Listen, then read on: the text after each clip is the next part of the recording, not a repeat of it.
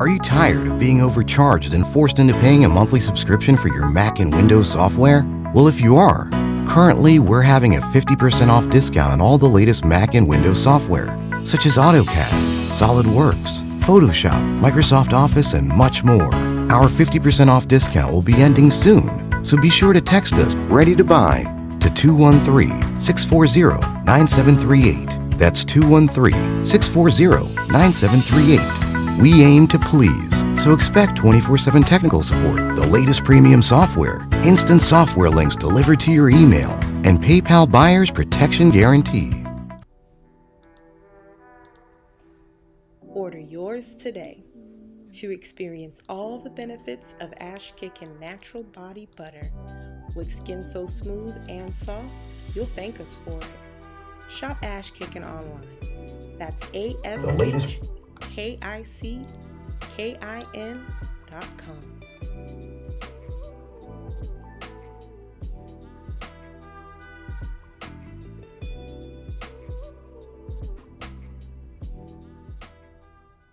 Hey there, family. It's your girl, Chris Kelly, and I'm here to remind you to grab your ticket to the most anticipated event of this year. The FBA Expo is coming to you in Dallas, Texas, Saturday, May 27th, 2023. There will be incredible workshops from wellness, business, legal, survival, and educational forums with prominent and powerful figures of today as your host. But not only will it be empowering and enlightening, it will also be entertaining, with the FBA fashion show showcasing FBA models and designers.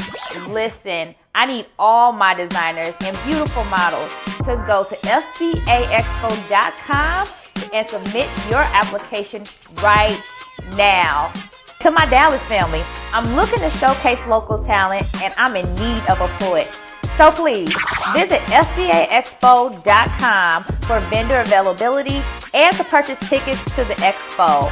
Stay tuned for more information and come out and support Black creation. Get this knowledge. Come see me, come see us, and come have fun. I'll see you there.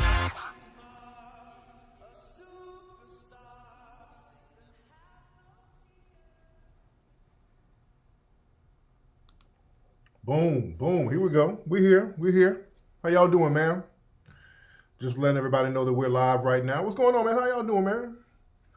We're here, family. How y'all living, man? Let me get my lighting and stuff together in here. Excuse me 1 second. Let me get make sure everything is popping like it's supposed to be. What's going on, man? We here. Glad to have y'all tuning in, guys. Welcome to the Tariq radio broadcast. Chopping up game as we always do, ladies and gentlemen. How are you guys doing, man? I hope you guys had a good week. It is daylight savings time. I'm still on the old time right now, and I know you guys are too, so we started a little bit late. Plus, we started late because the Oscar Awards are on right now. All right? So the Oscar Awards on. I know some people are still watching the Oscar Awards right now, and we're going to talk about that a little bit, among other things. We've got a lot of stuff to talk about, ladies and gentlemen. But before we do that, I'm going to have everybody, I mean all of you, I'm going to need all of you to hit that. First of all, hit the like button, all right? Everybody who's coming in here, hit that like button. I need you to hit it and hit it hard. Then I'm going to need you to hit that subscribe button, subscribe to the broadcast, subscribe to this channel. Then I'm going to need you to hit that share button. Share this on your Twitter. Share this on your Facebook page. Got to get that share on. All right? Let everybody know that we're live right now. Pack on in the room. And by the way, shout out to everybody who got the film Maroon. The minute it went on sale on Amazon, it went to number one. We hit number one immediately on Amazon. Then it sold out. So on Amazon, they sold out very quickly on Amazon. But there are going to be more copies on Amazon later this week. So you can still get it on Amazon. The best bet, if you want to get it real fast, you go to you go to American, I got so many websites, American Maroon. American/Maroon.com. American/Maroon.com. And you can either stream the film immediately, or you can get the Blu-ray. If you want to have a hard copy with you, you can get the Blu-ray right now and just have it with you. But if you look on Amazon right now, let me show y'all Amazon real quick. Amazon sold out. They immediately sold out Amazon, temporarily out of stock. Yeah, they sold out very, very quickly on Amazon. But Amazon, they're going to have more copies later this week, all right? But again, you guys can go to American/Maroon.com. And let me just type that in for you so you can see. American/Maroon.com. All right, so you guys can see what the website looks like. Okay, you go to this website here, American Maroon, right here. American/Maroon, and you can get that Blu-ray right now. All right. Also, we got not only the Blu-ray, we got the Blu-ray box set where you can get American Maroon, all the Hidden Colors films, 1804 and Buck Breaking. Get all of that for one price, just $89, ladies and gentlemen. That's a steal on top of a steal. So that's what, if you want to get that popping, go ahead and get it popping, ladies and gentlemen. Okay, let's get into what we're talking about tonight. We got to talk about the re-whitewashing of the Oscars. Boy, the Oscars are very, very white tonight. And I'm not watching it. I'm just looking at different clips on social media. But boy, the Oscars are re-whitewashing themselves. And I'm not tripping. It is what it is. Boy, everybody nominated, damn near everybody was non-black.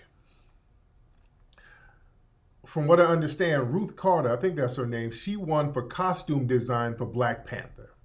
So they threw a little token thing. I think she did a phenomenal job. I'm not going to say it's a token thing because Ruth did a phenomenal job. That sister is phenomenal, so she deserved everything she gets.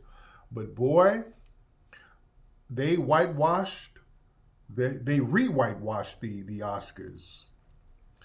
Angela Bassett, she was up for best supporting actress role, and she lost to Jamie Lee Curtis. And boy, the look on Angela Bassett's face. I'm not going to play none of the stuff. I'm not going to play none of, because they're flagging people if you play their clips.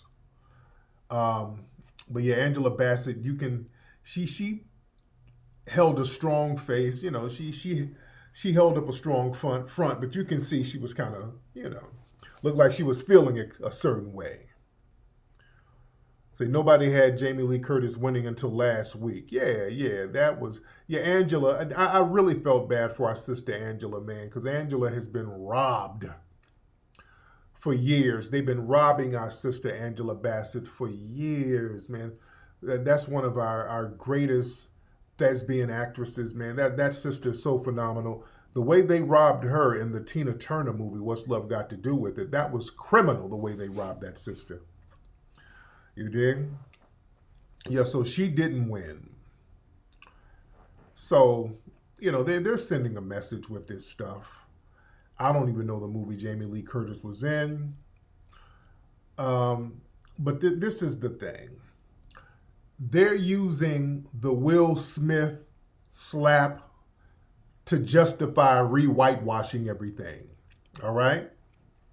That slap last year was the blessing they needed. Let me tell you something. They're not ticked off by that, and they kept bringing it up recently. They kept saying, well, we're going to avoid another Will Smith moment at the Oscars. So they're putting that out there. They keep reminding people. See, they're not ashamed of it. That was a blessing for them.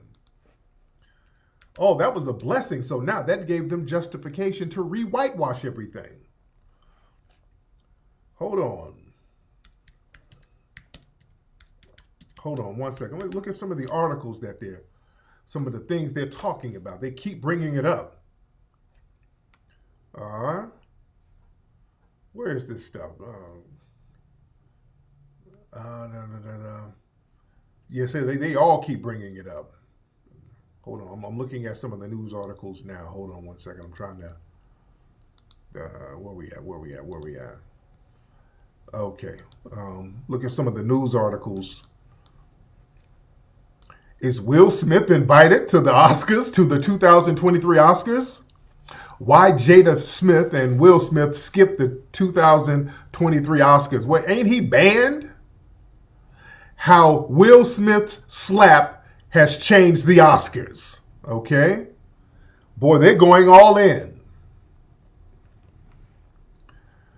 Is Will Smith invited? So they made sure to bring Will Smith's name up over and over again in the mainstream press. All right? And they're bringing it up until now. And they wanted to do that for a reason, because they wanted to use that. That's their justification for whitewashing the hell out of everything. That's their justification. So now they're going to whitewash the Oscars for the next few years. Yeah, they're talking about, is he invited? They banned him. He's banned. So what do you mean, is he invited? You know he's not invited. The hell y'all talking about? So they know that, but they have to bring him up. They have to bring him up. Because now they're going to say, hey, the message is, hey, we wanted to invite more Negroes, but we don't want a Will Smith situation because you Negroes don't know how to act. When we blackened everything up a little bit too much, well, you Negroes got a little too rowdy. So now we got to have some decorum in here. So that means no Negroes. We're going to have to limit the Negroes that come in here. That's the message that they're using, guys. Yeah? So that's what it is. It's just on White Not Say. So when look, this whole thing, look, they were looking for the alley-oop. That was the alley-oop that they were looking for. Because, they didn't want to, the Oscars is their night. They don't want to sit up and give too many black folks any praises. They have to do it reluctantly. They have to bestow legitimacy upon themselves. They have to create heroes out of themselves because, are there really any heroes in the dominant society? Think about that, guys. Think about that. The dominant society, the non-black society, do they really have heroes? They don't have legitimate heroes. See, we, black people, particularly foundational black Americans, we have iconic heroes, legitimate heroes that overcame systematic obstacles. We got real heroes. Muhammad Ali, Elijah Muhammad, that's a hero. Oh my God, who so many? Dr. King, Malcolm X, Rosa Parks, Maya Angelou. Oh my God, John Horse. We have so many heroes. We have legitimate heroes that we can prop up. Frederick Douglass, Harriet Tubman, Sojourner Truth, Nat Turner, Ida B. Wells, Hannah Elias. We have so many people who are heroic, who overcame obstacles. Who's a hero in the dominant society? Think about that. Yes, a lot of Asians won Oscars too. They're sending messages with that. Medgar Evers, real talk. Lewis Latimer, Madam C.J. Walker. You say they only have a few like John Brown, and they don't consider him a hero, by the way, because John Brown is a hero to us because he fought for black people. John Brown is not a hero in white society. In fact, they play him off as like some kind of insane psychopath. All right? No. Y'all, no. John Brown is not a hero to white people at all. I want y'all to understand that. They don't look at him as a hero.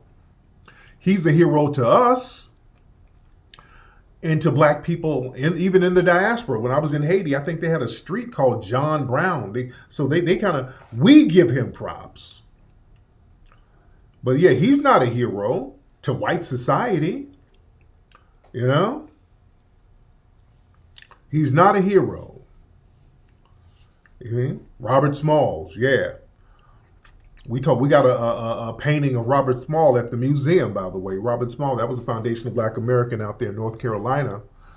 They were about to lynch some black folks, and he organized some folks to go up in the white community and said, hey, listen. I heard y'all talking about lynching somebody. Let me let you know, if you lynch anybody, you touch anybody, we coming back to this neighborhood and it's going to be more than one death. Now, you can play if you want to. So y'all better understand the game out here. All black people were not being docile and subservient. That's why y'all need to go get the movie American Maroon. We talk about that. That's a phenomenal movie. A lot of people love that movie, American Maroon. We touch on things that people just don't talk about. You understand? We talk about the black folks who had a spirit and history of fighting back, real black heroes that are not talked about. They say John Travolta is a hero. And notice, their heroes are folks who basically adopt some of the characteristics of black people. You understand that? Their heroes are those who basically cop the characteristics of black people in the dominant society and in other societies too. Look at their heroes, even in Asian society. Look, who's a hero in Asian society? Bruce Lee. All right?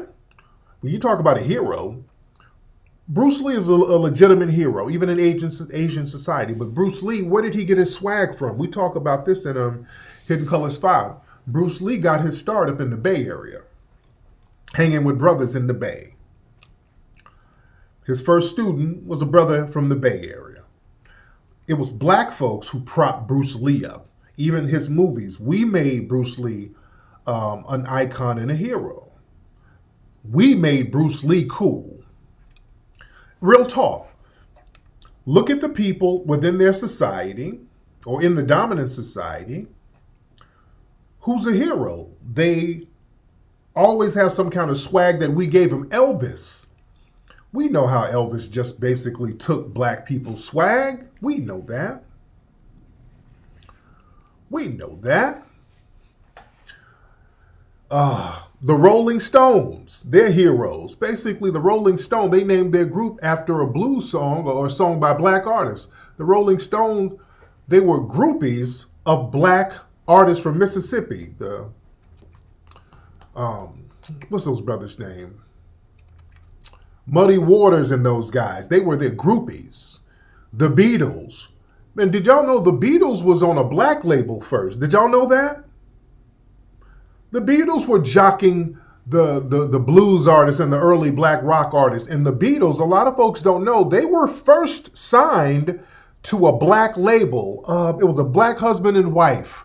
Somebody help me. What was the name of that? It was a black man and black woman who had a record label.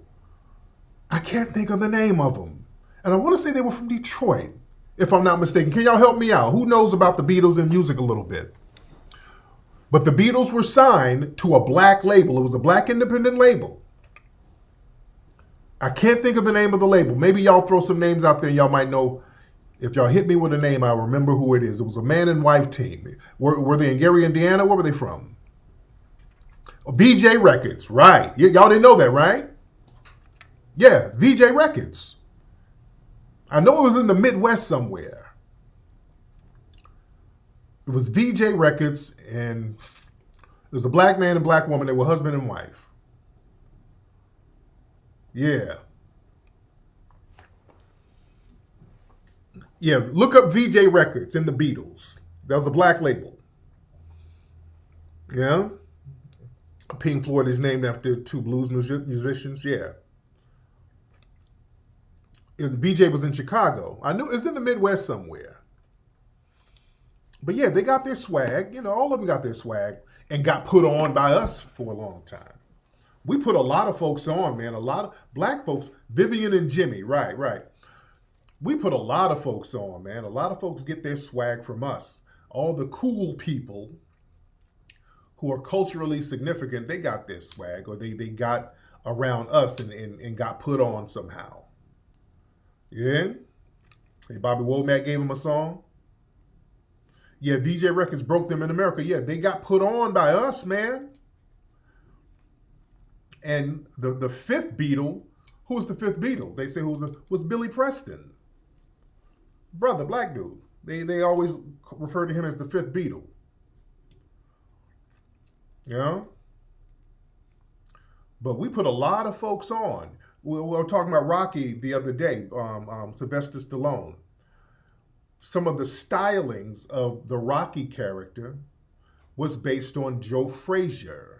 Some of the iconic stylings, the fighting training, the meat packing, fighting in a meat packing facility and running up the stairs to get your exercise on and all. That was Joe Frazier. You dig? They always get swag from us. When you look at even current artists, the Justin Timberlakes and all these people, they have to make sure they put them with a black artist to give them swag. Madonna got started on the R&B charts, basically. You know? They have to get the swag from us. We put a lot of folks on. People don't get to hero status unless they are somehow clicked in with us. We've always been that secret ingredient. We've always been that secret ingredient, ladies and gentlemen. Yeah? We got to recognize who we are. So is that again? No. We got to put ourselves on. We got to start getting into the mindset where we put ourselves on because we already put ourselves on. Yeah? I got to see the Creed movie, by the way. I heard the Creed movie is very good. Yeah, Sylvester Stallone got put on by swagger jacking black folks. And again, the Apollo Creed character is based on Ali, and Ali called him out on that in the 70s. And Sylvester Stallone, boy, he has done a lot of little racist shit. You dig? Sylvester Stallone does a lot of little slick stuff. Remember, I played the clip of him calling a reporter, a paparazzi guy, a nigger. Also, Sylvester Stallone Suge Knight was about to buy a house in Malibu somewhere next to Sylvester Stallone. He sabotaged that. He didn't want Suge living next to him. So he sabotaged that, allegedly. This is what Reggie Wright said, I think. Yeah. I gotta see Creed. I keep hearing good things about it. I gotta see that movie. I keep hearing good things about it. Yeah, Nile Rodgers produced like a Virgin. Yeah, Nile Rodgers, that's a phenomenal producer. That brother has produced so many hit records, man. Shout out to Nile Rodgers, foundational Black American brother. Phenomenal producer. That brother's been producing hits, and a lot of hits you don't even know that he produced. Yeah? I haven't seen the Ant-Man movie yet. Oh yeah, Sylvester Stallone does a lot of little slick stuff. Yeah. But the thing is, man, look, that's why y'all better go see the movie American Maroon if you want to see some real heroes that's not talked about, to see how we were putting in some real work, to see how we were standing up for ourselves. And what's interesting, a lot of tethers seem to have a problem with the movie American Maroon. I think they have a problem with it because we emphasize the American part. We talk about what the brothers and sisters were doing here. And oftentimes, and we talk about the Moors, we do, and I think a lot of tethers have been very upset about the movie. Yes, I've been watching The Godfather of Harlem. Very good. Godfather of Harlem is very, very good. Very, very good movie. But like I said, a lot of tethers are upset about American Maroon because we talk about the black people who were in Spain and the black Moors who were in Europe and their correlation between some of the Maroons, because there is somewhat of a connection to some of the Maroons. We're not saying that all the Maroons were Moors from Spain. We're not saying that. But there was a correlation between some of the Maroon colonies and some of the Moors because black people were traveling back and forth to the Americas from, not just from Africa, but from Europe, from Spain. Moors were traveling over here, doing commerce and doing trade. So when the European explorers came, they brought over these Moorish translators with them. This is very well documented. So I think a lot of tethers think we're not tying Africa into the whole narrative, which there's some Africans who came over. Of course they did, but we're emphasizing what the brothers and sisters did when they were here on their own. And a lot of tethers, I think, if they feel like they can't latch on to the history, if they can't latch on to it, well, they have to delegitimize it. They have to blow up the spot if they can't latch themselves onto it. You dig? Real interesting dynamic. Who are these guys in here? Wait. I'm looking in the chat room. Who are these guys in here? Oh, yeah, and again, get American Maroon at american-maroon.com. American-maroon.com. Yeah, a lot of it is just trolling and just babbling for attention. We got a lot of that moist behavior, a lot of the bad faith arguments. It's basically babbling for attention because that's how they can be included. Because they don't feel like they're included in the story, so they have to include themselves online. You niggas hate us. Why do you niggas, why are you so xenophobic with history? This is just them trying to latch on to us. Because even some of the tethers, can we keep it a buck? Some of the tethers are like the white supremacists. They don't really have heroes. I don't really want to go there, but the tethers don't really have no heroes, guys. The tethers can't really point to somebody and say, hey, this is our guy right here from our village, from our tribe, from our ethnic group. This is our guy who got things popping. A lot of tethers ain't really got no heroes to point to. Yeah? So when we start pointing out our icons, they're like, hey, wait, nigga. You get on that thing. Yeah? Man, was black and Puerto Rican. Crazy Legs say Disco King Mario was black and Puerto Rican. I don't think Mario was Puerto Rican. I don't know about that, but I know he was from North Carolina, and in the 60s, I don't think North Carolina had a big Puerto Rican movement. Yeah? But yeah, they get mad because they don't really have any heroes to point to. And we start pointing out foundational Black American heroes. Boy, they get real pissy about it. Yeah, you got Mandela, Shaka Zulu, you dig, in certain parts of South Africa. We'll praise some of your icons. You dig? We'll praise some of your icons. If you got them, we'll be the first ones championing them. In fact, a lot of people in the African continent, they don't really know their history. There are a lot of people who will admit that, hey man, we start learning more about our history watching Hidden Colors. I've been to Europe and I've been to tours all over the world, and I've had brothers and sisters from Africa tell me, hey man, growing up, we didn't know none of this stuff. Even Anthony Browder said, hey man, because he's a historian, he said, brothers and sisters in Africa, they don't really know a lot of their history like that. Remember, they were colonized. So a lot of them don't know the history. Yeah? So the thing is, when we're talking about our history, about foundational Black Americans resisting white supremacy and fighting back and putting in work in those swamps, that's a history that they don't want to tell you. See, the name of the game is to make it seem like we just kept taking L's. They're not going to tell you when they did not give us an L. They're not going to tell you about the Seminole Wars because they were taking L's in the Seminole Wars. They know that. Whenever they take an L from us over here, they just ignore it. And then they hide it. And we talked about this in the movie American Maroon. They keep portraying the Seminole War as an Indian war, and it was not an Indian war. And when you read their documents, their private documents, they kept reiterating that this is a Negro war. This is not an Indian war. We're fighting Negroes. They were very, very explicit about that. Yeah.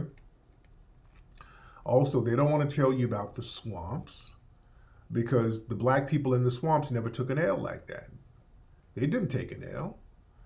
They never went in there and really infiltrated the people. The white people couldn't go into those swamps. The Great Dismal Swamp, they couldn't go there. You get killed. If you're a white person, you go in that swamp, you're getting killed. And I want to tell you that. Yeah, the Gullah War, all that stuff. Yeah, they had them swamp brothers ready. And when Denmark Vesey was about to put in work, they had brothers and sisters from the swamps ready to come on down and put work in. It was house Negroes and Sambos who messed that up, who told on Denmark Vesey. Somehow some Sambos got word, some Bucknet. And that's the only time, truth be told, that's the only time they really, really get us, when we have Sambos in our midst who turn us in. That's when they get us. They know how to cultivate that Sambo class. All right? And Denmark Vesey and those guys, Denmark had Gullah Jack and all of these brothers and some more brothers from the swamps and some more free blacks and black folks on the plantations ready to go in. They're ready to put in some work. They had about 9,000 people ready. Man, I'm telling you, slavery could have ended with the Denmark Vesey rebellion if it went through. That could have ended slavery as we knew it. It could have ended slavery back then. Yeah. But them some buck dancing, butter biscuit eating Sambos went and told, oh Lord, they're about to fight for all us to be free. Oh hell no. Now, sir, I got some good news for you. And what was interesting, at first when the Sambos told on Denmark Vesey, the white people didn't believe them. The white people actually did not believe them. They're like, oh, Negroes can't have that much ingenuity. They're not that smart. And then when white people started investigating and saw that it was real, they were like, oh, shit. Oh, these niggas, they were about to get in on us. Yeah? You see? Yeah, they know how to cultivate the Jesse Lee Petersons of the world. Yeah? But that's why we got to be on our square, ladies and gentlemen. And this is why it's very important for us to break the history down and teach the history. And I'm tying all of this back into the Academy Awards here because, look, they're going to do them. This goes back to what I'm saying about the Academy Awards. They need heroes. They're going to whitewash it. Look, this is their vehicle. It's their medium. They have to have some white heroes somewhere. They got to have them somewhere. So they got to bestow heroism to themselves, just arbitrarily. So they can't have us in the mix, with all of our real greatness. You dig? They have to, let our greatness seep in, but not too much. You can't have us, because, we come in and we dominate. They can't have us in the room too heavy because all eyes are going to be on us. They can only have a limited number of us in there because when we come in, we show up and we show out. They know that. Angela Bassett, again, it's just so criminal the way they robbed that woman. She's like just one of the most phenomenal actresses that we have out here, black or white, male or female. She's better than most male actors. You dig? And with her, because the thing is with our sister Angela Bassett, they don't want to send a message with giving her too many props and bestowing her with awards because she has so much dignity. All of the roles that she's taken on, she's always had an air of dignity about herself. And making her a solidified hero within that world, that will resonate with other black girls looking up to a black woman like that. And black girls will say, hey, you know what? I want to be dignified like Angela Bassett and get praises and props. You see? Showing a dignified sister like that get an award, that sends a message to other young black girls. What they want to send a message is, well, we're going to give an award to Lizzo. So young black girl, if you want to be a hero within our society, gain 60 pounds, keep your ass flat, and then pull your pants down and start twerking while playing a flute, and then we'll give you all the awards you need. You see? Look who they praise. Well, you know what, black girls? We'll give you something better, black girls. How about we'll give you Billy Porter? He's a black girl sometimes. Why don't you be like that? Or black boys, why don't you be like that? You see? See how they reward certain things? Or if you go in a movie and you let a white supremacist, you do a movie and let a white supremacist smut you out, we'll give you an award for that. You see? Look at the messaging that they're sending to the black girls and black people in general. You see, they understand what they're doing. They understand by giving legitimacy to certain people, legitimizing certain people, that sends a message to other people who look like them. They understand that. See, this is why it's important for us to legitimize each other. You dig? This is why it's important for us to legitimize each other. So when we start building things for each other, notice how the dominant society will send their sambos to try to delegitimize it. Anytime we try to do things on our own and we get things accomplished on our own, the white supremacists will send their flunkies and sambos to try to undermine it. You see? So we got to understand the game here. And one thing they try to do to undermine us, and they purposely get a lot of foreign actors to play whatever few dignified roles that we have out here. See, that's a purposeful thing that they do. When you want to have a black actor play a role that's semi-dignified, they go out of their way to get a foreigner to do it. Now, if you want to they want somebody to play a degenerate or a cutthroat, they'll try to get us to do that. I'll give you an example. The movie about Fred Hampton, Judas and the Messiah. Look at the casting on that. The person who played the dignified Fred Hampton was a non-FBA guy. They got a non-FBA guy to play Fred Hampton, who was the foundational black American. But the traitor and the snitch, they got a foundational black American to play the snitch. You dig? You see? The Selma movie, they got a non-FBA dude to play Dr. King. Yeah? Look at this stuff, man.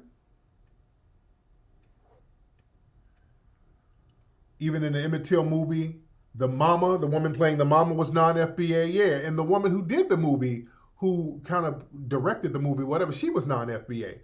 Did any of y'all see that? I didn't see it. Didn't have any desire to see it, to be honest. I didn't have a desire to see it. Yeah? The Harriet movie, the movie about Harriet Tubman, they had musty-ass Cynthia Erivo play our beloved icon Harriet Tubman. Then they had my brother, and he's my dude, Omar Dorsey. He played the bigger Long. And I talked to my brother Omar about that. I said, brother, that character, boy, they made that character super coonish. They make sure to get an FBA to play the Sambo or the sellout or the traitor or the nemesis. You see?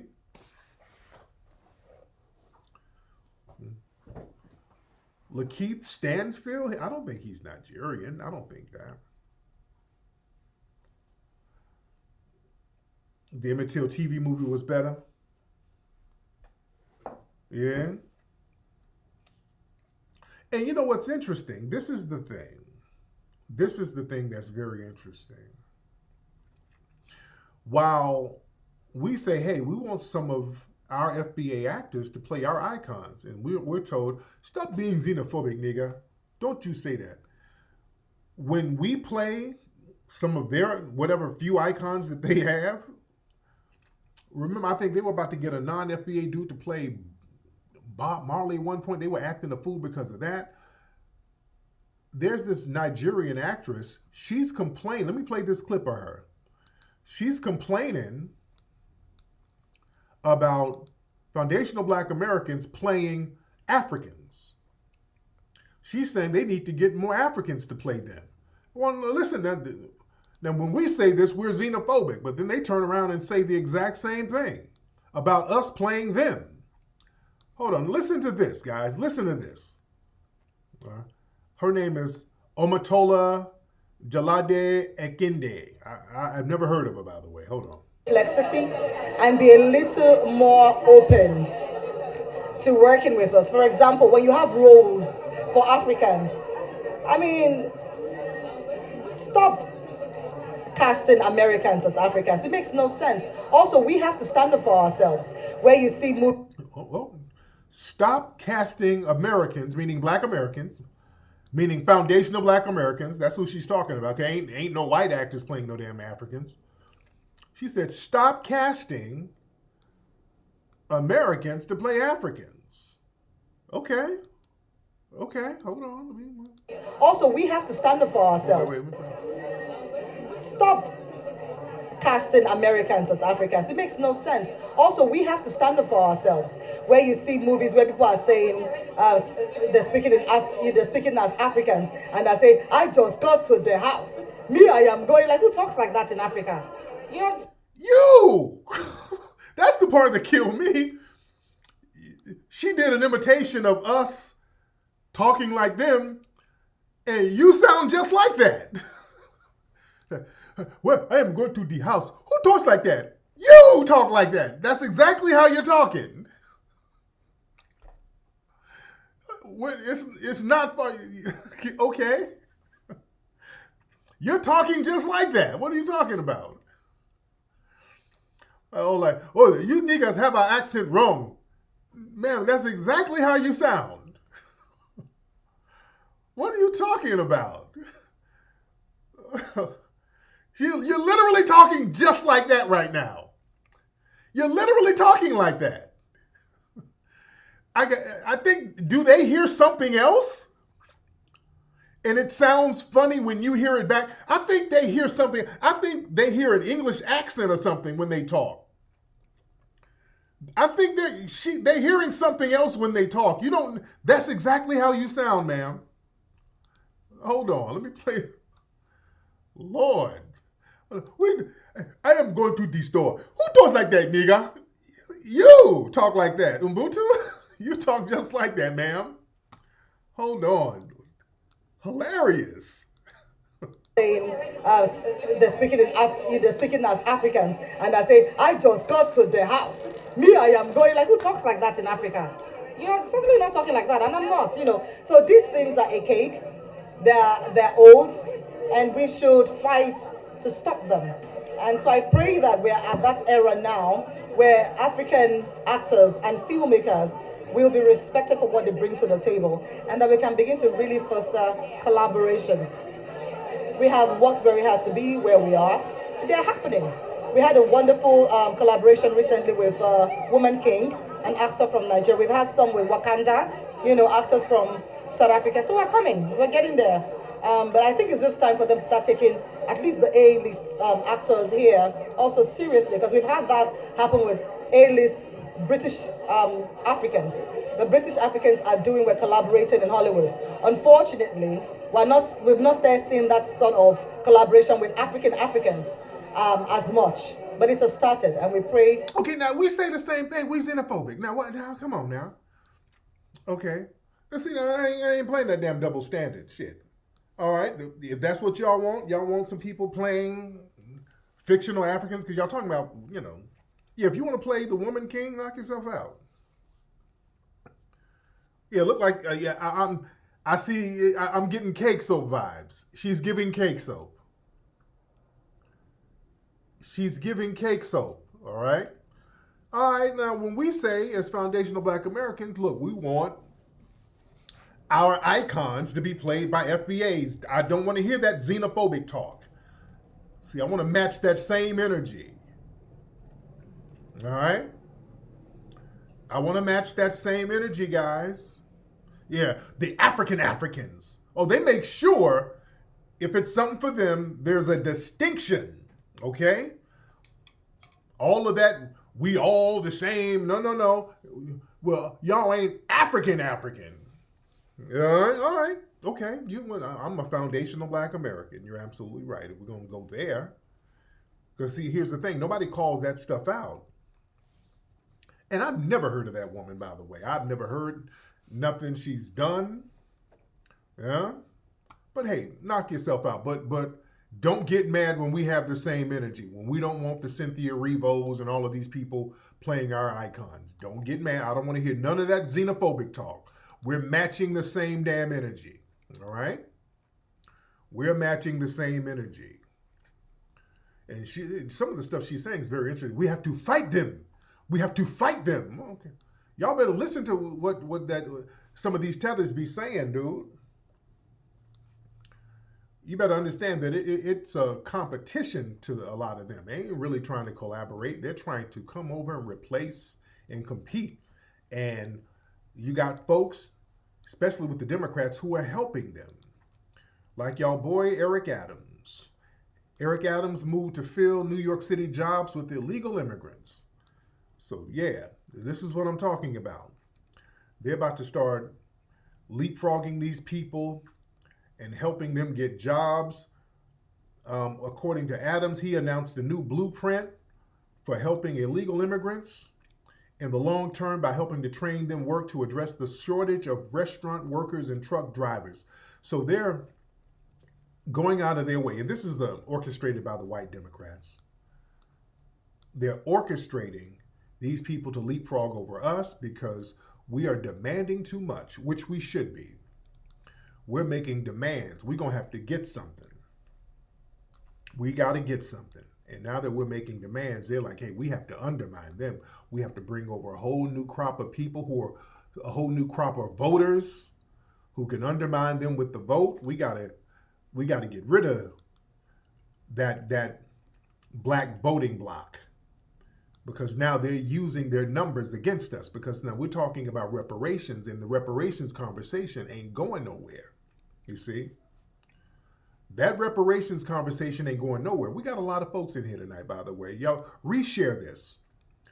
We're in here heavy. We got almost 6,000 people already. We're in here heavy, by the way. And by the way, where are my LA people? While I'm thinking about it, where are my LA people? All my people in LA. Look, don't forget, we're having on the 25th of this month, Saturday the 25th, the Saturday after next, we're having the museum mixer, the March Museum mixer at the Hidden History Museum out here in Los Angeles. It's going to be phenomenal. We're going to have live music. Well, not live music, but DJ. We're going to have music, complimentary food, complimentary buffet style food. It's going to be delicious like last time. The celebrity red carpet. We're going to have comedy show. We got hot comics, up and coming comics that's going to be in the mix, co-hosted by my good brother Dwan B. And we're going to have the after party turn up. So it starts at 7 p.m., ladies and gentlemen. Y'all need to hurry up because the tickets are selling very, very fast. March Museum Mixer at the Hidden History Museum. Go to hiddenhistorymuseum.com, ladies and gentlemen. hiddenhistorymuseum.com. Now remember, the tickets are going to go up in a few days. Once we almost reach capacity, the tickets go up. You better get your tickets now, because we had a lot of folks at the door who started coming at the door and couldn't get in because we were filled to capacity, ladies and gentlemen. But go to hiddenhistorymuseum.com and get your tickets for the March Museum Mixer happening Saturday, March 25th. It's going to be off the chain, ladies and gentlemen. You do not want to miss that. We're going to have a great time. And also what I'm going to have, you can get the American Maroon Blu-ray DVD, Blu-ray disc. Also, you will be able to get autographed posters. You see the poster right here behind me? We're going to have some of those. You can get some of those, and they're going to be autographed. We're going to be selling the autographed posters, so you can take you some souvenirs with you. We're going to have the autograph posters, my autograph books, all that good stuff. Yes, indeed. So get that right now. You'll be there. Yes, Tanisha, I want to see you in there. It's going to be off the chain. But, now what was I saying before I got into that? Was talking about how they're using the tether class to replace us because we're making demands about our reparations. We're trying to get our paper. And out here in California, the conversation is getting real. We're still on our square. Now, you do have a lot of riffraffs showing up to these reparations hearings, trying to undermine people, and they're trolling and they're trying to throw things off. You know, that's part of the game. We got to understand that's going to happen because we're talking about something so serious as reparations. You know, they're going to do anything they can to undermine it. They've had some of these non-FBA folks try to attack us, try to undermine us, try to demonize us. Remember those racist essays who were coming to protest and all that? These guys are actually anti-reparationists. Their whole thing is really they're against reparations. And they were clicked in with the police and law enforcement. You dig? Understand the dominant society, they got the unofficial deputized anti-black races who do a lot of the dirty work for them and a lot of the tether classes who do the dirty work for them. You dig? They've been doing this since the 60s. You think they haven't turned up on this now? So out here in California, we're talking about reparations and we're letting it be known, hey man, the Democrats, you guys are not going to win elections so easily if you don't bring things over here to us and start giving us the tangibles that we're trying to get. We need tangibles. We need to get our paper. Yeah? And there was a white woman who tweeted something and people were clowning. This white woman right here, and she speaks for a lot of the suspected white supremacists right here. She's like, our entire family just made a hard, sad decision that if California passes that reparations bill into law, we will be leaving the state. We have withstood pretty much everything, but we draw the line there. Boy, listen to these white boys. That's the final straw. Us getting something, black people getting something. Oh, that's just a bridge too far. We draw the line there.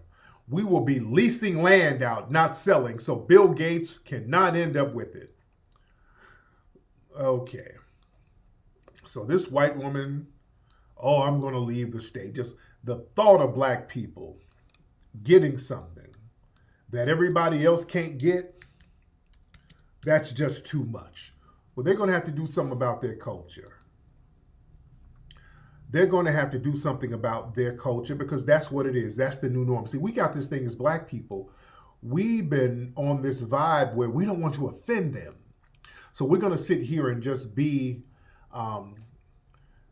disenfranchised and just sacrifice our well-being so we don't offend them. No.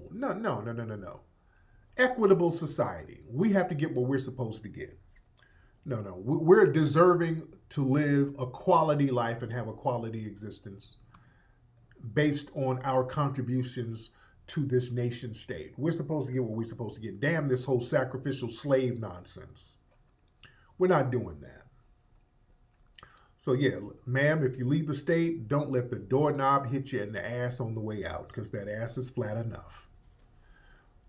Yeah, this is why the reparations conversation, boy, they are really, really up in arms about that. And not only the Anglo whites, the white Hispanics, that's why they've been attacking it. You know, just the thought of us getting something and they can't get nothing off of it, they'll try to blow up the spot. Yeah. And another thing too, I saw something with, this was in New York. Some white Hispanics were hurling racial epithets at a black special needs kid, and they started assaulting this kid. I don't want to show too much of what went down because I don't want to get flagged.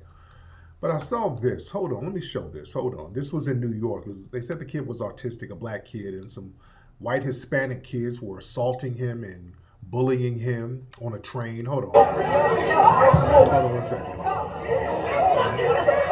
Okay. So that's the kid right there. They got one Hispanic chick grabbing him.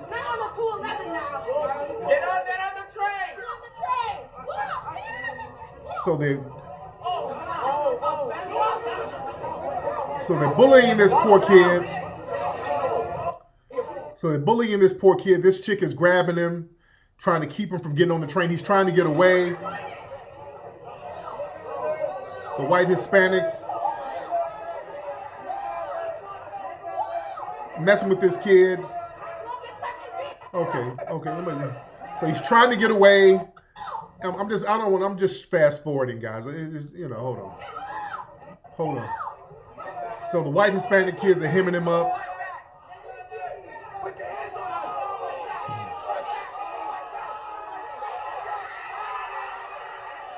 Okay. Look. Let me tell you what I don't like about this. First, there's a few things I really don't like about this. It's what I don't like about this. Number one, whenever a black person is being assaulted, nobody ever does anything. Like if a white person is getting jumped or a non-black person is getting jumped, everybody jumps in. Oh, let's stop now. Oh, let's stop. This poor kid, he's kind of helpless, and the kid is by himself. Nobody helps him. Now, where are the black people? That's another thing, because I saw a couple of black people in the crowd there. Now, you had these white Hispanics jumping this kid. And there were black people, a couple of black people around. Where y'all at? There's this whole thing, man. What's with this thing where you got Hispanic people that will attack black folks, and then you got these weird Negroes who are standing around watching it? Where y'all niggas from? Let me tell you something. A lot of y'all tethers, these non-FBA folks, y'all do that type of stuff. I'm assuming that a lot of the black folks just standing around were some non-FBA people. Somebody said that was Washington Heights. It's hella Hispanic. Yeah, those were some Dominicans, weren't they? Were there some Dominicans? Yeah. Those were, it looked like there could have been some Dominicans. And that's why we get on the tether class. Because some of y'all black folks who are non-FBA, y'all sit up there and y'all see these white Hispanics dumping on one black person, and y'all don't do shit. Y'all don't do nothing. Y'all just stand around watching that. That's foul. That's why we got to call your ass out for letting that type of thing happen. Yeah? Even those white Hispanics that were trying to attack us out here in LA, you had some of the tethers and the Pan-African buffoons co-sign them against us. You see? This is why we call these buffoon class Negroes out. And again, a lot of these dudes are ops, and a lot of these people are actually working with law enforcement. But this is why we have to call these folks out and distance ourselves away from these dead ideologies, these non-existent coalitions, where these dudes are helping Hispanics jump on other black people. What kind of weird ass shit is that? You dig? Washington Heights is in Manhattan. So we see a lot of that stuff lately. You dig? Unacceptable. Unacceptable. There was a situation down in Florida where where's this guy? This white dude shot at somebody, and he got his charges dropped down in Miami on some stand your ground. He shot at somebody in a car. Look at this right here. His name is Eric Popper. This dude was in his car. He got into some kind of road rage incident, and he shot at somebody in his car. He got his gun out and started busting on somebody. Yeah. He was busting on somebody. Oh, look at this.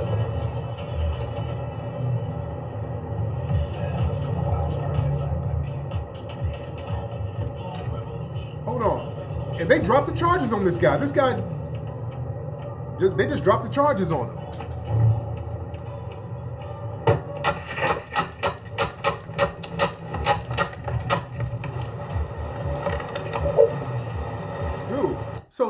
This dude just did a drive-by. That's a drive-by shooting this dude just did. But he has the complexion for the protection. Now, Sean Kemp was in a similar situation, and they arrested him for a drive-by. Former basketball player, Sean Kemp. Yeah? And yeah, that looked premeditated. Now, Sean Kemp, they're trying to throw him under the bus now because Sean Kemp said he had to bust his gun in self-defense about something. Something happened, and they're trying to get on Sean Kemp for defending himself. Yeah, this dude just started this white man just started firing indiscriminately, man. Just crazy. You know? He just closed his eyes and started busting. You know? So yeah, Sean Kemp's people say, hey man, you know, self-defense just like this situation. Yeah? Did they drop the charges from Sean? Okay, good. If they drop the charges for Sean Kemp, that's good, okay? All right? If they drop the charges for Sean Kemp, they stole Sean Kemp's phone? Good. They got his charge. Good. Because they were trying to throw him under the bus for a couple of days. So that's good. They dropped the charges. Good. After the fact, they quietly dropped the charges. But the headlines was Sean Kemp did a drive-by shooting. Former NBA great Sean Kemp drive-by. Sean Kemp drive-by. Yeah? But put everything in perspective and tell the truth about what happened. Yeah? The dude shot at Sean Kemp first. Yeah. See, they didn't tell you that at first, right? Yeah, they made it seem like Sean Kemp was driving around creeping on niggas in the hood doing a drive-by, the way they made it seem. Yeah? So yeah, they done drug his name in the damn mud for the whole week and then quietly dropped the charges. And I didn't even know they dropped the charges. Yeah? After the media damage has been done, yeah, they dropped the charges very quietly. And speaking of dropped charges and tethers, y'all remember the dude who killed this sister down in Houston? This sister was in the game, unfortunately, and she caught her a crazy trick. That Nigerian dude down in Houston. The sister's name was Felicia, good-looking sister, Felicia Johnson. She was in the game. She was trying to hustle out here and caught this trick, and the trick killed her. And they just found her remains a couple of weeks ago. This sister here down in Houston. Yeah, they just found her remains. They were found in the Sam Houston National Park. They dismembered her. That crazy ass tether, that's the sister there catching a trick. And this is the dude who killed her. What's his name? Chukwuebuka Nwabongo, something like that. 28-year-old crazy ass trick. Killed the sister, had her dismembered body on his phone. Do y'all know they arrested, they brought this dude in for questioning at first, then they let him go. They let this dude go. Now they can't find him. This dude is not in custody. They're still, quote, fake looking for this dude. They let this dude go, man.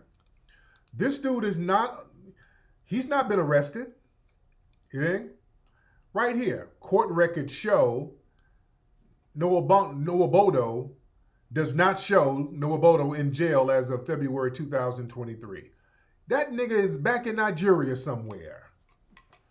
Yeah, they sat there and let him go, and now well, we can't find him. We don't know where he is. You know where he is. He's back in Nigeria. He left. He left the country. The nigga bounced. You see? Now, they know good and well, why did they let this dude go? You got to watch stuff like that. What kind of weird, was that one of those money sacrifices that they do? Because some of those tethers, they brag about killing us for some kind of money sacrifice ritual. Do y'all know that? There's some kind of weird, some of these tethers, some kind of weird money sacrifice ritual where they talk about, yeah, we kill us an akata for the money ritual. It's some kind of weird shit that they got going on. Yeah, dude. You dig? You see what I'm saying? They let that dude go, dude. There was no reason to let that dude go. Yeah? I'm telling you, got some killer tethers out here, man. Just like that Jamaican immigrant in Louisiana. Yeah, man, a lot of these folks come over and do this type of stuff and then bounce. Yeah? Yeah, man. Yeah, dude. They do stuff like that, dude. Come on, man. We better understand how deep this thing goes with some of the tether classes, man. This thing is real. Hold on one second. Hold on. Yeah, these blood sacrifices and all this stuff. Rituals where yeah, let me show y'all some stuff on this. That money ritual thing where they kill for money. Hold on. That's real. And the way the dude killed the woman, he decapitated her body. That's like a look, let me tell y'all something. This shit is real, dude. Hold on. What we know about the ritual killings for money. And this is an old article where they're chopping up a woman. Some Nigerian dude is chopping up a woman. Reports of certain killings in Nigeria where the body is decapitated and sensitive parts harvested and believed to be for ritual purposes. The motive remains unclear. Some people assume it must be about money making. Ritual killings, rich imported, So yeah, there's like a ritual thing. And because I've heard, and I've seen in certain chat rooms where you've had some of these tethers talk about killing akatas for money, doing a money ritual about killing us. They like bragging about it. Yeah? It's heavy. Yeah, the way he decapitated this woman, you told us juju. Yeah. Dude, this thing goes deeper than we believe, dude. It goes deeper. It's some real heavy stuff, man. The homie, they were doing some real, yeah, dude. A lot of, man, we have to do a whole show on some of this stuff, dude. We got to do a whole show on some of this weird stuff that's going on. It's juju, yeah, I know. But yeah, I've been in chat rooms before, and I've heard them talk about targeting us to kill us for money rituals. I've seen them say this stuff in chat rooms when they don't think we're watching them. They actually brag about this type of stuff. That's how I got hip to it. I'm like, whoa. And the way this dude chopped that sister up, talk about the kids in Nigeria. Yeah. They do that with kids too. Yeah, they do that with kids too. Real heavy stuff, man. Yeah. Real heavy stuff.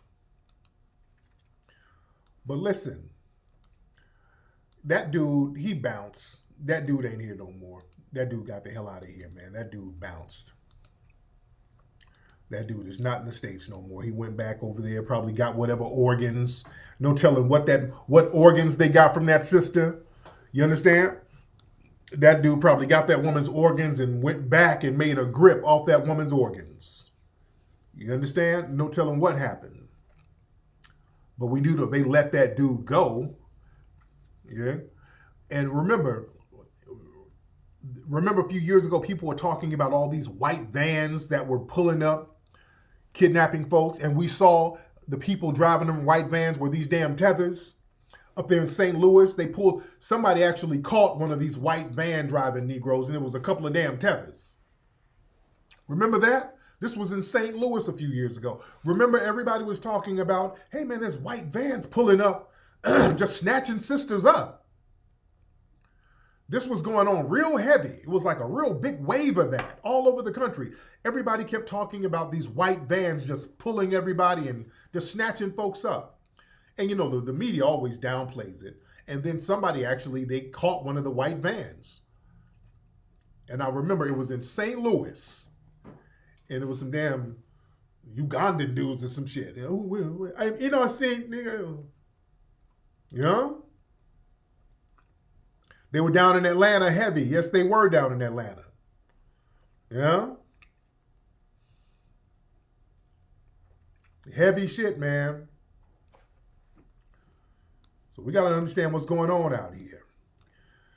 We got to understand what's going on. We got to keep our eyes and our ears open and not be afraid to speak the truth about a lot of stuff that's going on. Speaking the truth, shout out to our brother Colin Kaepernick. Colin, well, he got the white supremacists real mad because Colin, he did an interview talking about his white adoptive parents. And he was talking about how they perpetuate racism. Boy, the white supremacists got so mad at him. Look at some of the articles. This is Colin Kaepernick accused white adoptive parents of problematic upbringing. Oh, he accused his parents of, he said his white parents were perpetuating racism. Oh, he's so ungrateful. Oh, hold on. Let me play this clip if I can. Okay, this is the clip right here. Hold on. And boy, they are so mad. The white supremacists are so mad. Embracing his blackness, despite resistance from many, including his white adoptive parents. I know my parents loved me, but there were still very problematic things that I went through. I think it was important to show that, no, this can happen in your own home, and how we move forward collectively while addressing the racism that is being perpetuated. He took cues from his icon, basketball star Allen Iverson, who he said wore his blackness like a suit of armor. And teenage Kaepernick wanted cornrows to match. He's getting what roles, his mom asked? Oh, your hair's not professional. Oh, you look like a little thug. Your mom said that too. Yeah. And those become spaces where it's like, okay, how do I navigate this situation now? But it also is informed why I have my hair long today. The grown-up version. Yeah, so I feel, Colin, look, a lot of black folks who were adopted by white people, a lot of these people are psychologically torturous to these black kids. That's a fact. That's a reality.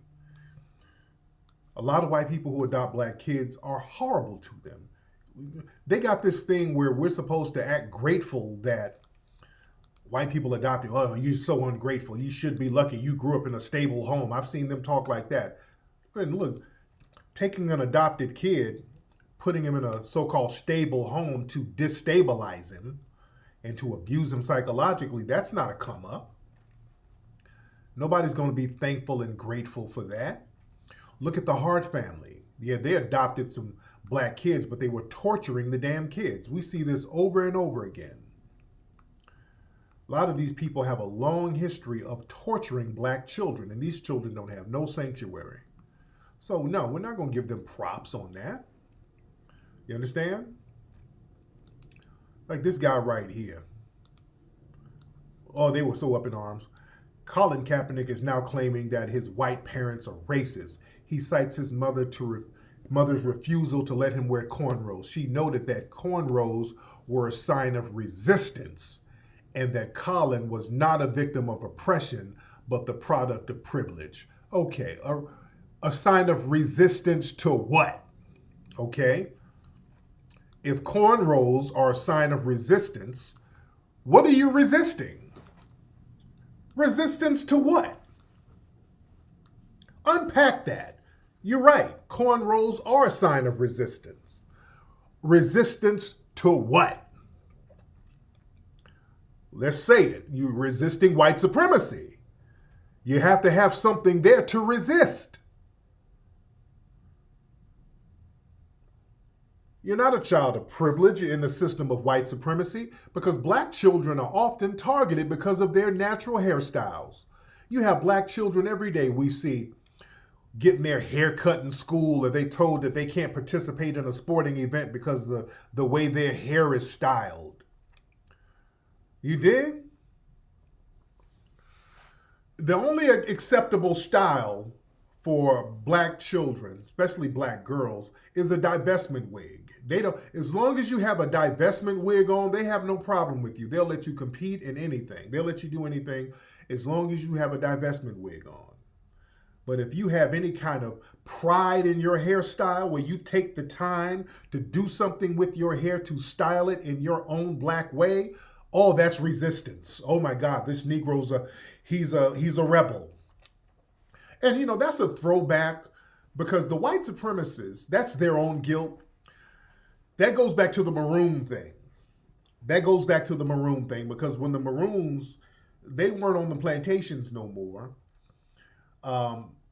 When the Maroons were living in the swamps and living in their own independent societies, they would let their hair grow.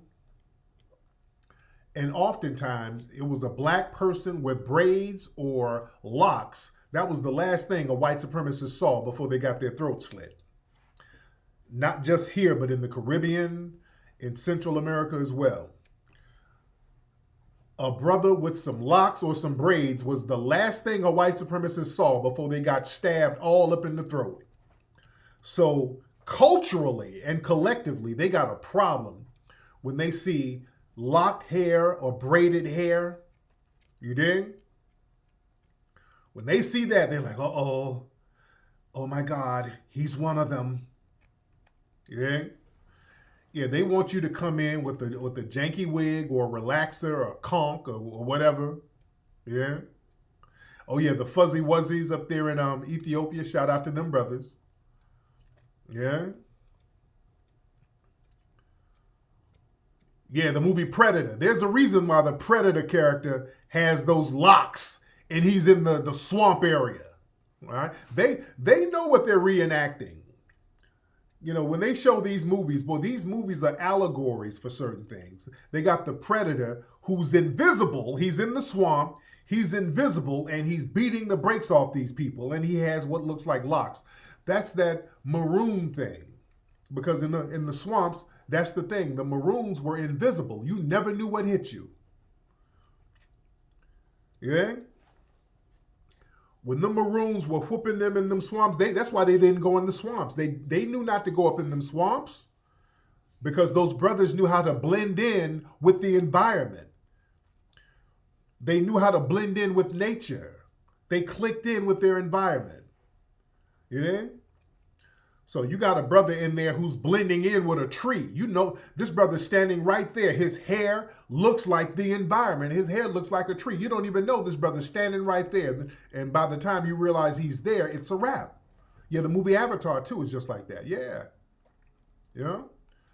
In Jamaica, same thing. Yeah. That was the one of the purposes of having your hair grow so you can blend in with the environment. You blend in. Yeah?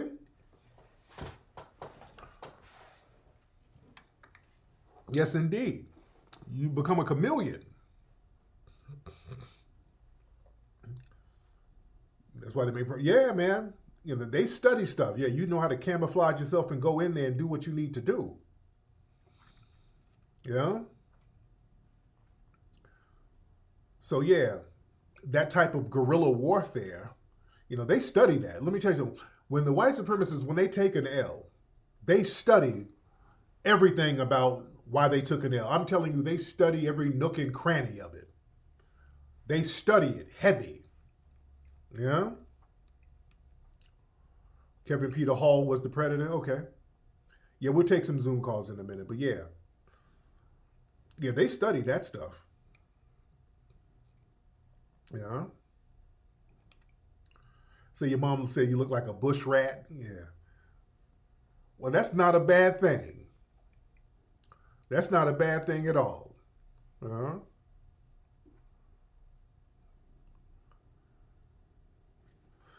But yeah, that's why go get the movie American Maroon. You got to watch that movie, man. Phenomenal movie. American Maroon is a phenomenal movie you got to get. American-Maroon.com, ladies and gentlemen. American-Maroon.com.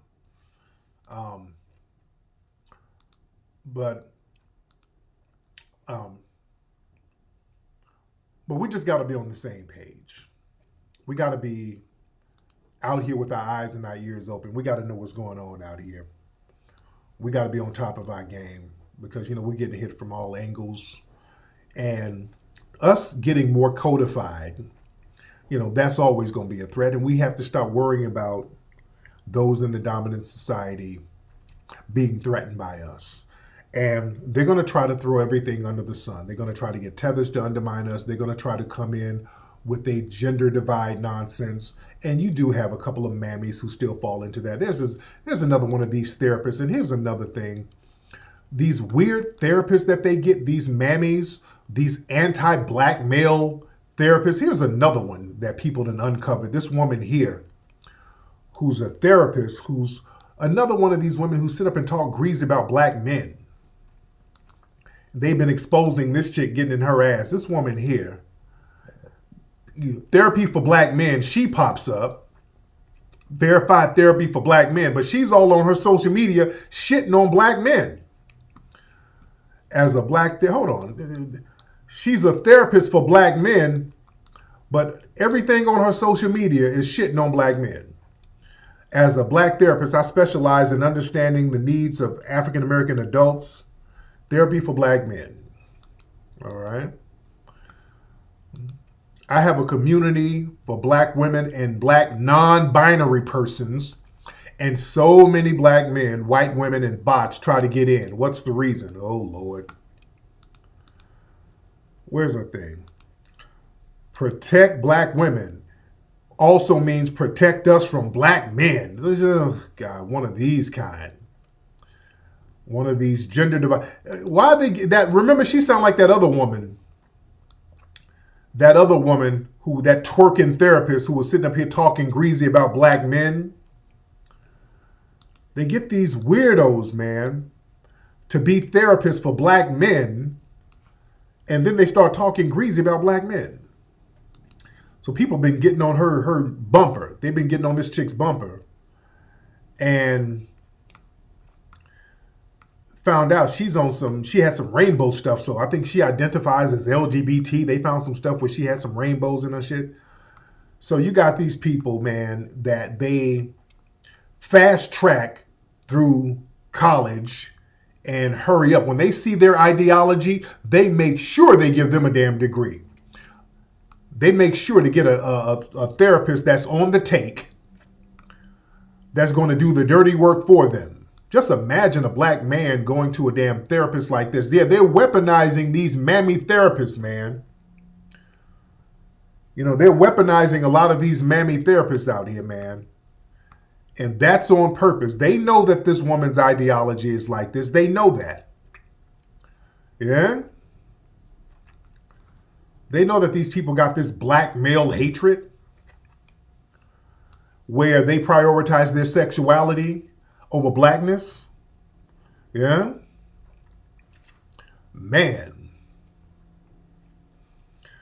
But, and speaking of LGBT, I did an Instagram live the other day. And there was a LGBT brother popped on, because everybody was talking about the party and the event we're having at the Hidden History Museum. And this dude was like, well, I'm LGBT. Am I invited? Can I go? Yeah, you can come. And then I had him on and we were talking. Let me hold on. Let me show just a real quick clip of it real quick while I'm talking about it. I can just show it. I'm not going to play all of it. I just play a quick clip of it real quick. And it was a respectful conversation. Hold on one second. Let me find that. It was a very respectful conversation. Where is it? Okay, I think this is it right here. I don't want no ads. Hold on one second. Let me play that real quick. Let me find this guy.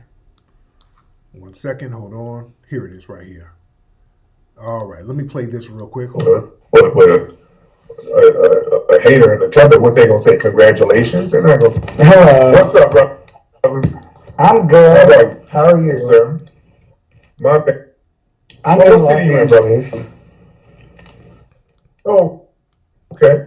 But brother, yeah, you Yeah, I want to come down to the museum. Is it going to be welcoming for the LGBTQIA plus folks that are part of the Black community? Absolutely. I don't know. Yeah, why Some of the things you guys say just don't seem very welcoming. It seems very... Like what? It's like what? What do we the say? feminization of Black men through weed and Obama and like these weird things and, you know...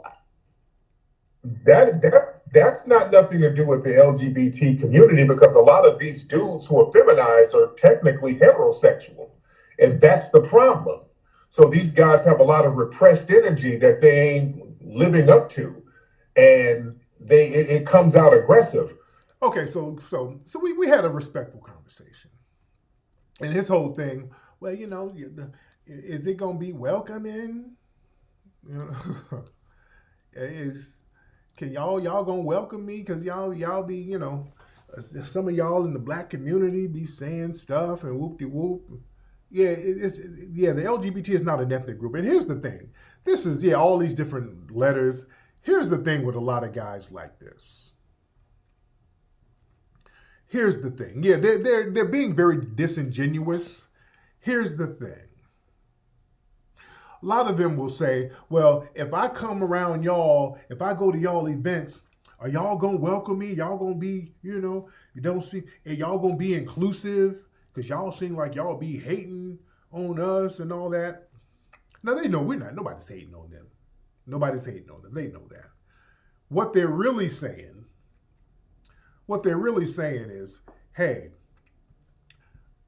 who gonna get with me? That's what a lot of these cats are saying.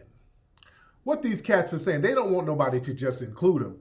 They want people to get with them sexually. And when folks don't want to get with them sexually, you gotta have to respect that. Maybe, you can come and enjoy yourself and respect if don't nobody want to get with you sexually. Respect that. Because that's what it boils down to in certain cases. It ain't about being accepted. It's like, hey, let's go back over here and kick it. No, I don't want to do that. Oh, I thought you were accepted. No, I'm cool. You know, you are a person as a person, but I'm not trying to get with you. That's discrimination. That's where the niggas are trying to go with it. They're trying to make it seem like dudes not getting with them is discrimination. That's really where it's going, dude. Let's just keep it a buck. Just y'all trying to get niggas to get at you. Y'all trying to get with niggas and trying to shame them into getting with you. No, like we're not playing that game, dude. You dig? No, we ain't playing that, dude. Ain't nobody, you want to come around and talk and drink and dance, party, have a good time. But if ain't nobody trying to get at you like that, you're going to have to respect that.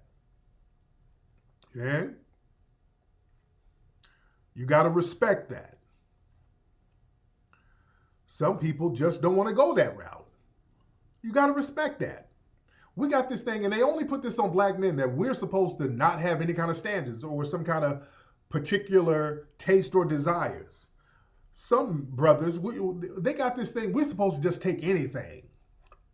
We're supposed to be the dumpster for every damn body. Everybody can just come and just dump whatever they want to dump on us. No, there's certain things I like in women. There's certain types of women I like. There's certain things I like. And there are many things I don't like in a sexual partner. And that's okay. You have taste. So I don't like women with crooked toes. Crooked toes turn me off. Woman, you take your shoe off and your middle toe is longer than your big toe. I don't like it. It turns me off. I don't like crooked toe women. There's certain things that I don't like. Yeah? There's certain things I don't like.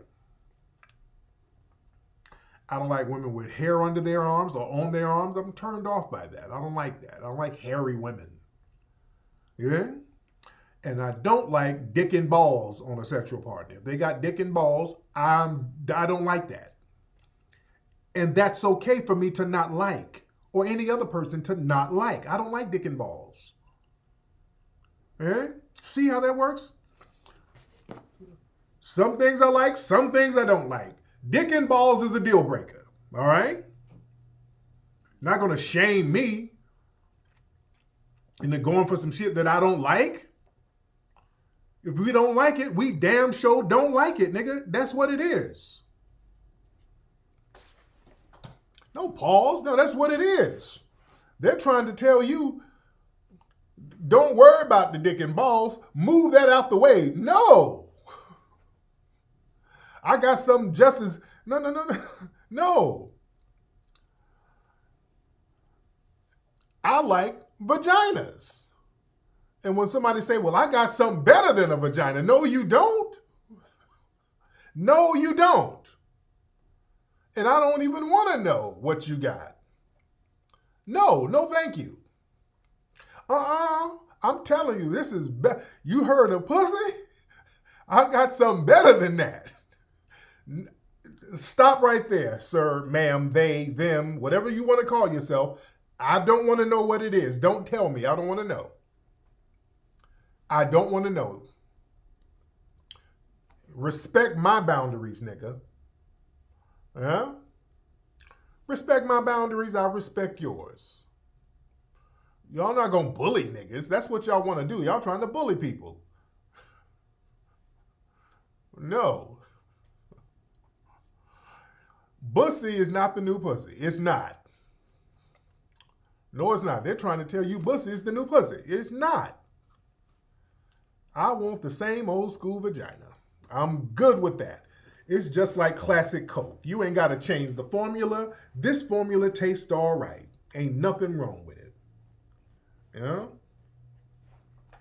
Not playing that game. Respect the boundaries. All right? Good Lord. People be talking crazy. Man, speaking of crazy talking, there's a brother out there in Flint. There's a brother who's on the city council out there. I know y'all been seeing clips of this brother. It's a brother named Eric Mays. This is the funniest brother. This brother be going off on folks at the city council meetings.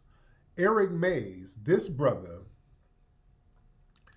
is really the real life Percy Earl. Eric Mays, this brother is literally the real life Percy Earl. He even looks like Percy Earl, don't he? Eric Mays be snapping.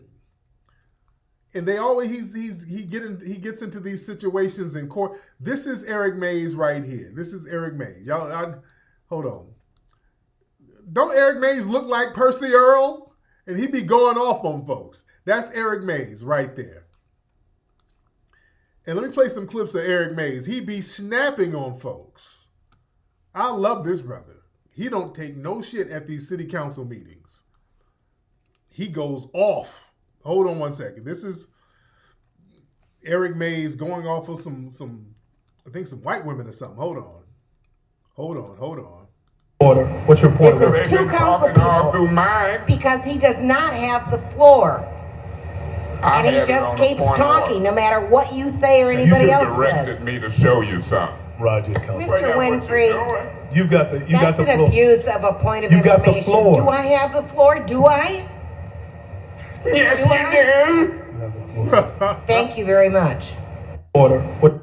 Man, that dude be snapping. Where's some more clips? Here's him. He's snapping on this one. Hold on. Why are we even on this motion when we had voted? I'm fixing to tell you if you listen. Councilman Mays, don't you interrupt me when I start talking. So don't. You got one more minute, and then I'm gonna move on to others, and then we're gonna go out second President, you round. take that minute and stick it up your council seat.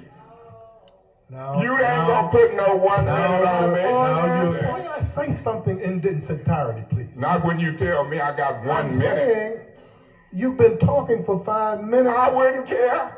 Well, I do because So go home. Go home if you don't want to do this job. Council. You out of order. Whoever you is, you out of order. You gonna sit and call folks 3 years old and say you talking about everybody? Lower your voice. I ain't gonna lower my voice. Quit talking to me. What you telling me to? I'm telling you to lower Okay, your voice. what if I don't? Who responsible for all these holes in the street? You? Okay, so Rob Benzick, why aren't you fired? Why aren't you fired then? Why am I not what? Fired. Fired? Yeah, if you got $11 million worth of money and can't keep up with the restoration and you responsible, not the mayor, not this council, why ain't you fired? We have got to help the city of Flint. We have got to move the city forward. We have got to vote yes on this. Thank you. Ms. Herkenroder, you the reason that I'm gonna vote the way I'm gonna vote, because you tried to put words in my mouth like I said you was a racist. You got to stop doing that. You got to stop doing that. But he be snapping. Who is this woman? One more. Mr. Mays is talking so loudly, I cannot hear the Your point of order is received. Mr. Mays, sorry. you are out of order, Okay, and I'm I'm giving sorry. you your warning. Okay, I'm sorry. Disorderly. I'm sorry. I rule you out of order, and I ask that you would be dismissed from this meeting. Nope. I don't care what you ask. Leave. Bye. Assalamu I'm alaikum. going to say one thing. You guys have not given me an opportunity to talk tonight. Point of order, Hold on, Mr. hold on. President. You just can't- This is out of hand. You got folks You at the can't mic. just talk. Mr. You just President, can't- this then you is must crazy. leave then. Bye. This is crazy. Assalamu alaikum. Okay, bye. Don't get arrested hollering in the We meeting. got one. God bless you. Boy, Eric Mays ain't no damn joke. That's Percy Earl in real life. Let me tell you something. If Eric Mays run for mayor or governor, I'm putting 5 stacks on his campaign. Man, whatever office if he runs for major office, I'm going to be his biggest supporter. I love it. I love it. That dude be snapping. Shout out to Eric Mays. He ain't nobody to play with. He be in there going off on them folks. Boy, tell me that ain't Percy Earl for real. Love him. Oh, man. Let me know when he's running for any type of other office position. We got him. Oh, we got him. We gonna support that brother. We gonna support him big time. Cause yeah, he ain't with all that BS. He knows that bougie boule class. Yeah, he shakes it up over there. Man. Anyway, y'all, let me get up out of here. We've been in here chopping up game.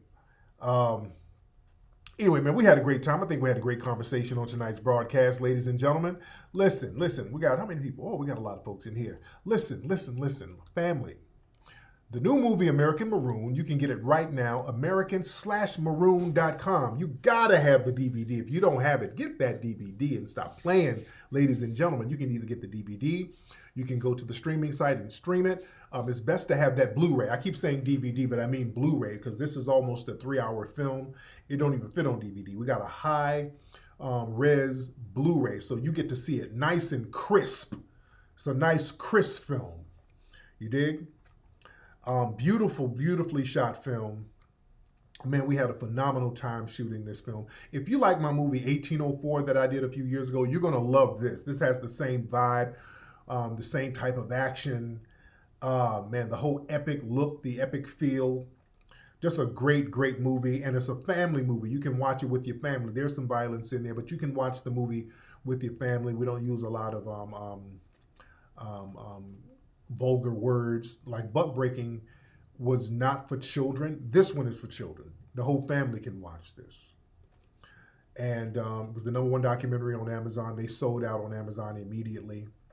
Yeah, if it's still sold out on Amazon, which I think it still is, you can get it American-Maroon.com. And also, don't forget, get your tickets, ladies and gentlemen. We're having another great event. Join me and my good brother, Dwan B. He's going to be co-hosting at the March Museum Mixer at the Hidden History Museum here in LA, Saturday, March 25th. Join me. We're going to have complimentary food. We're going to have music. We're going to have a comedy show. A lot of the hot up-and-coming comics are going to be performing there. We're going to be mixing it up, networking with each other. It's going to be a phenomenal event. Get your tickets at hiddenhistorymuseum.com, hiddenhistorymuseum.com. Also, man, the FBA Expo coming to Dallas in a couple of months. That's May 27th. We want to see everybody in Dallas. Let me tell you something. We got everybody who's going to be at that one. Get your tickets at fbaexpo.com. We got Dr. Boyce, Reza Islam, Jade, Sister Jade, Vicky Diller's going to be there. Red and Blue Pill's going to be there. Brother Ben X is going to be there. King Cam is going to be there. Oh my God, we got so many feet, man. It's going to be, we got the heavyweights, man. We got some heavyweights. We're going to be spitting hot fire. Tahuti Mayat Ra, he's going to be there. We got the heavyweights who's going to be there, man. We're going to be topping this a full day of phenomenal workshops and lectures and speeches, and you're going to network with a lot of the great vendors. If you are a vendor, if you are a black business, you need to be in Dallas, May 27th. Go to fbaexpo.com. Get your vendor slot right now. Get your vendor slot right now, ladies and gentlemen. fbaexpo.com. Dallas, phenomenal city, man. Love Dallas. And anyway, y'all, I'm out of here, man. Y'all have a great